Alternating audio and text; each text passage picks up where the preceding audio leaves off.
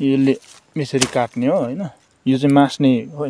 यहाँनिरको चाहिँ यो मासिएको हो। यो बुढो चाहिँ भएको छैन बोट। यो 3 वर्ष जति भएको हो बोट चाहिँ। अनि यसरी निकाल्ने। यो बिउ निकाल्दा चाहिँ जहिले पनि सक्नु लाग्यो चाहिँ पानी आइहाल्यो नि हो। आज पानीले मलाई 2-3 चोटि घर पुऱ्याइसक्यो। यतापट्टि पनि सबै जागिसकेको छ है। र यसरी पनि दामी फल्ने रहेछ क्या अदुवा बारी चाहिँ यस्तो छ। सो यिनीहरूको जहिले जुम्रा हेऱ्यो बस्यो हैन। यो देख्न सक्नुहुन्छ है त च्याट्ट। ल आज यो भिडियो भोलि अपलोड हुन्छ है। भिडियो अपलोड भएको दिन ट्याक्क सम्झेर राख्नु। हेलो साथीहरू, सबैजनालाई स्वागत छ। म हजुरहरूकै साथी मनिष र आज पनि स्वागत गर्न चाहन्छु हजुरहरूलाई मेरो एउटा नयाँ भिडियोमा। बोट छेउबाट चाहिँ भिडियो स्टार्ट गर्दैछु र आज मसँग छ टमी। यतापट्टि यहाँ चुइकिँदै बसिरहेछ खै किन हो हैन। अनि यता कहाँ छ टिटु यहाँ छ। सो आज चाहिँ अहिले चाहिँ म जाँदैछु अलैँचीको बिरुवा निकाल्नको लागि, बिरुवा लिनलाई। र के छ त खबर, तपाईहरु सबैजना सन्चै हुनुहुन्छ होला। म पनि एकदम फिट एन्ड फाइन छु। छिटो टमी आऊ, छिटो जाऊ, छिटो टमी। यिनीहरू दुईजना चाहिँ मेरो साथीहरू हुन्, मित्रहरू। अनि यिनीहरूसँगै हो म कामहरू गर्ने, सबै कुराहरू गर्ने। सो त्यस्तै छ। अब तपाईहरुलाई म देखाउँछु अस्ति रोपेको अदुवा है, चाहिँ कत्रो भइसक्यो भन्ने कुरा हो। देखाउँछु। उम्रेको छ, जागेको छ। अदुवा चाहिँ जागिसकेको छ मजाले है। यहाँनिर छोड्न है भाइ, नटेक्न यार। सो सबै अदुवा दामी जागेको छ र अदुवा बारी चाहिँ यस्तो भइसकेको छ है। सो यसरी जागेको छ। यिनीहरूको जहिले जुम्रा हेऱ्यो बस्यो होइन। दुईजनालाई बराबरी जुम्रा मार्दैछ यिनीहरू दुईटाको चाहिँ। यही हो मेरो पछि हिँड्ने, त्यस्तै कामहरू गर्ने। यतापट्टि पनि सबै जागिसकेको छ है। र यसरी पनि दामी फल्ने रहेछ क्या अदुवा बारी चाहिँ यस्तो छ। सो अब चाहिँ हामी जाँदैछौँ यहाँ अलैँचीको बिरुवा लिनको लागि। लिएर आउँ। अब यहाँ तलबाट यो टोटल उखालिदिने हो क्या। यहाँनिर चाहिँ यो बाँस, यो रुखहरूले गर्दाखेरि चाहिँ अलैँची भएन। यसलाई चाहिँ माथि लगेर अलि राम्रो ठाउँमा सार्ने हो अनि फलाउने हो। पहिला टोटल हुन्थ्यो क्या यहाँ उतापट्टि, टोटल थियो। अझै पनि छ अलिअलि बिउ। यसरी पनि फल्यो होला एउटा त। र पनि यो बिरुवाहरू पनि उखालेर चाहिँ लगेर माथि सार्नु पर्ने हुन्छ। त्यही छ जिन्दगी। मस्त छ, व्यस्त छ, आनन्द छ, मजा छ। अब बिरुवा निकाल्ने ठाउँ चाहिँ यही नै हो मेरो। यहाँनिर चाहिँ प्लानिङ चलिरहेछ कफी रोप्ने हो हैन। यहाँ ठक्क कफी रोप्ने हो। बिउ चाहिँ आज चाहिँ कसरी निकाल्दैछु भने नयाँ तरिकाले निकाल्दैछु है। बिउ सक्न लाग्यो। अब यति बोटहरू छ, यति अलिकति। अनि बिउ त्यहाँ छ, यहाँ परतिरहरू छरिएको छ, यहाँ अलिकति छ। सो बिउ निकाल्नु चाहिँ कसरी भन्दाखेरि अब यसले यसरी काट्ने हो हैन। यो चाहिँ मास्ने हो। यहाँनिरको चाहिँ यो मासिएको हो। यो बुढो चाहिँ भएको छैन बोट। यो 3 वर्ष जति भएको हो बोट चाहिँ। अनि यसरी निकाल्ने। यो बिउ निकाल्दा चाहिँ जहिले पनि यस्तो निकाल्नुपर्छ हामीले। यस्तो ठुलो गाछ है। यो यतिकै एउटा रोपिदिने, अर्को सालदेखि फल्न थालिहाल्छ। यसले छिटो आम्दानी दिन्छ है त। अनि त्यो कुराहरू त्यस्तै छ। अलैँची खेती गर्ने कोहीले हेर्नु भएको छ भने एउटा इन्फर्मेसन पनि हुन्छ। यस्तो अलिक सेपिलो ठाउँमा चाहिँ नहुँदो रहेछ। यस्तो बाँसको सेप र उत्तिसको बोट मुनि चाहिँ यस्तो यो ठुलो गाँठा छ नि, यसलाई चाहिँ काटेर फालिदिने हो। यसको काम छैन। बिरुवा समग्रमा यसरी नै निकाल्ने हो। यहाँ अलि अप्ठ्यारो ठाउँ छ। भरे रोपेको चाहिँ देख्नु पाउनुहुन्छ होला सायद है त। सो यस्तै छ, काम गरे पसिना त आइहाल्छ।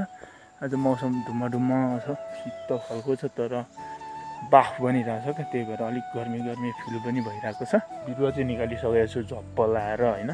सो बिरुवा चाहिँ यति निक्लिएको छ। सो बिरुवा चाहिँ यति भयो। सो अब यो 1 अँगालो जति होला बिरुवा होइन, 1 अँगालो सम्झ्यौँ। अब जान्छु बोकेर। सो अनि त्यहाँदेखि गएर रोप्ने। अब म चाहिँ बिरुवा बोकेर जान्छु है त। ल है, रोप्नुपर्ने ठाउँ चाहिँ यहीँनिर हो। म चाहिँ बिरुवा लिएर पनि आइसकेको छु। अहिले चाहिँ यहाँ बिरुवा राखेँ। यहाँनिर रोप्ने। फेरि यो अमिसो भएकोमा कसरी रोप्ने भन्दाखेरि यो अमिसो चाहिँ अब 1 साललाई हुन्छ। अर्को साल यसलाई यहाँबाट हटाउनु पर्ने हुन्छ भनेपछि यसलाई दुईचोटि काटिदिएपछि चाहिँ यो आफै मर्छ है। सो त्यो भएपछि यसलाई अब यहाँनिर ठक्क पजाउने बिउ लाउने, त्यस पछाडि रोप्ने हो है त। म बिउ सिउ लगाउँछु अनि रोप्छु। So stay tune.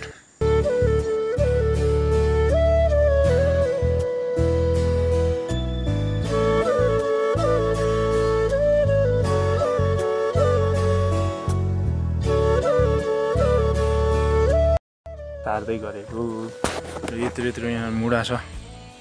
यो अस्ति छोडिएको मुढा हो। यता उँधो झरेको थियो अनि त्यो निकाल्नलाई नभ्याएर अनि पछि अरू सबै सामान सकिएको होइन।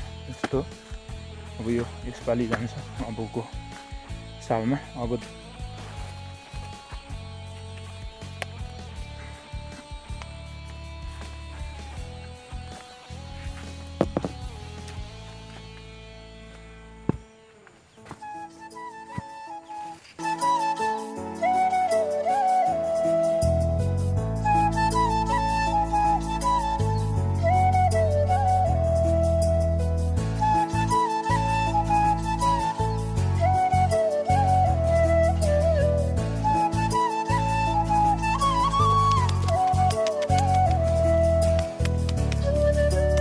सक्नु लाग्यो चाहिँ पानी आइहाल्यो नि हो।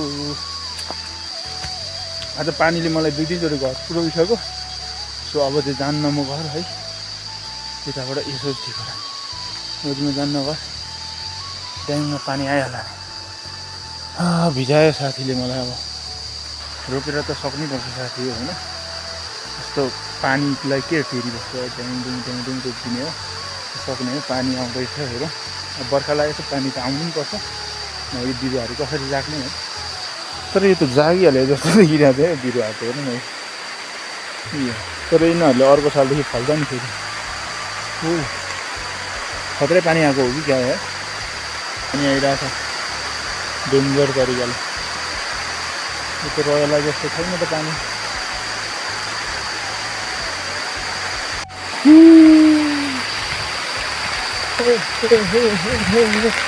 पानी आयो। सो अहिले पानी आइरहेछ। अब म चाहिँ है पानी आएको देखिहाल्नु होला। घरसम्म खेदाएर ल्यायो पानी। म चाहिँ एकछिन भिडियोहरू एडिट गरेर बस्छु। पानीले चाहिँ डरै खेदायो मलाई अघि होइन। भागेको देखिहाल्नुभयो होला। अब फेरि आइसकेको छु म यहाँनिर मेरो वर्क स्पोटमा है। अब सुरु गरेपछि अन्त्य गर्नै पर्छ। फेरि बानी त्यस्तो छ। भोलि गर्दा हुन्थ्यो तर भोलि भन्ने चाहिँ त्यो उमै छैन क्या। गर्ने भनेपछि गर्ने सक्ने भने सक्ने। त्यो भएर आज यो सक्ने नै हो। भोलि यता हेर्दाखेरि यस्तो छ मौसम। बबाल देखिएछ अहिले चाहिँ ल।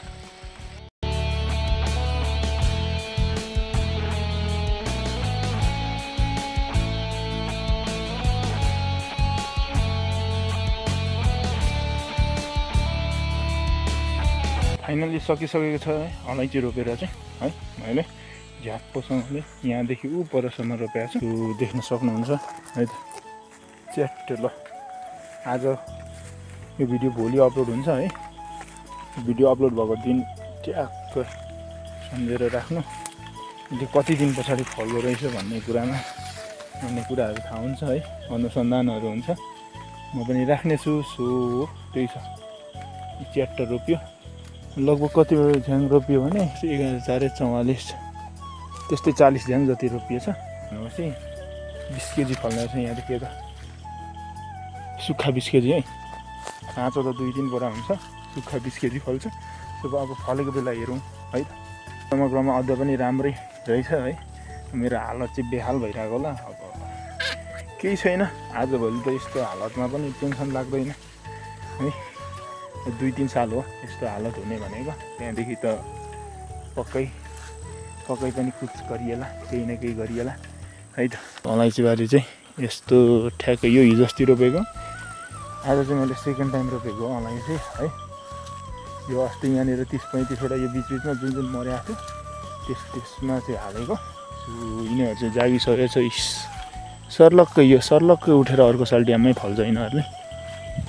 त्यस्तै छ साथीहरू है त। ल काम खत्तम पारियो। यो दिमाग यस्तो त कुट्टे बिर्सिराखिहालेछु। म चाहिँ अहिले घर आइपुगेर होइन चट्ट हातखुट्टा धोएर म अलि यतापट्टि आएर बसेको छु यो अलैँची बारीमा है यो अलैँची हेर्दै सो अनि त्यस्तै छ आजको भिडियो होइन कस्तो लाग्यो हजुरहरूलाई राम्रो लाग्यो या कस्तो लाग्यो त्यो भनिदिनु होला कमेन्ट बक्समा र आजको लागि यति नै भन्दै म नि हजुरहरूमा बिदा हुन चाहन्छु है त।